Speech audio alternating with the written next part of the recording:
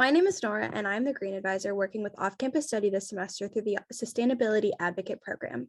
One of the goals of both the Office of Sustainability and the Office of Off-Campus Study is to reduce our impact on the local and global environment.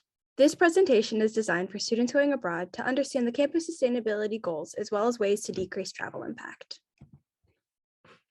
The outline of this presentation will be to first introduce sustainability initiatives at Swarthmore, and then move more into off-campus study and general tips for when you go abroad.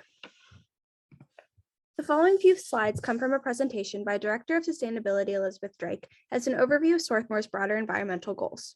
The Board of Managers recently approved this carbon neutrality plan, setting 2035 as the target date for when we as a campus community will be carbon neutral. This carbon neutrality goal is set to be achieved through the Roadmap to Zero Carbon, which outlines the steps the college will take to reduce all of our emissions down to a neutral level. If you want to learn more about this, please reach out to the Office of Sustainability or check out their website. The carbon emissions generated at and by Swarthmore are separated into three categories.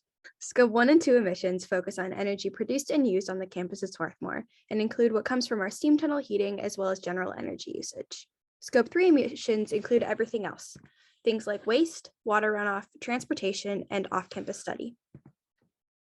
The transportation part of Scope 3 includes all travel, which is pretty hard to track since people are always coming and going.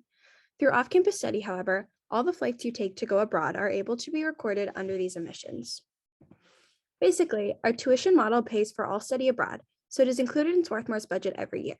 Thus, all off-campus study travel is included in this larger model of emissions that we then offset through carbon offsets or other programs. Again, if you have any questions, please reach out to the Office of Sustainability or you can email me.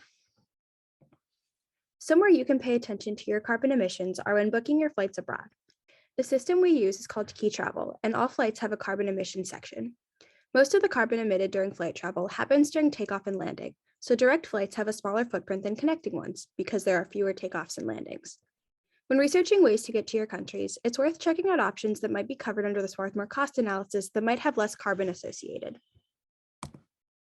Moving on to individual impacts when you're abroad, there are some fairly tangible ways to be more sustainable when you're going to another country.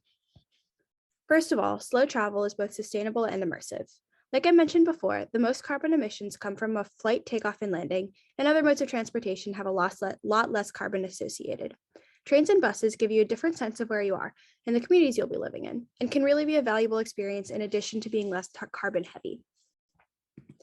Other tips include a general consciousness about where you are. Different countries have different systems when it comes to water and energy. Places you go might have water limits or require you to use energy at specific times in the day, and it's important to be conscious about the community you are entering and what footprint you are leaving behind.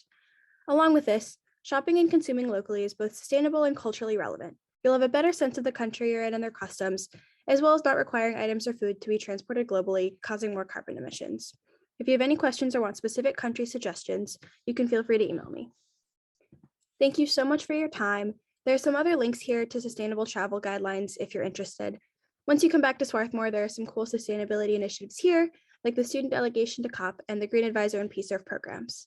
The Office of Sustainability website and my email are both linked here in case you want any further information. Thank you again and have a nice rest of your day.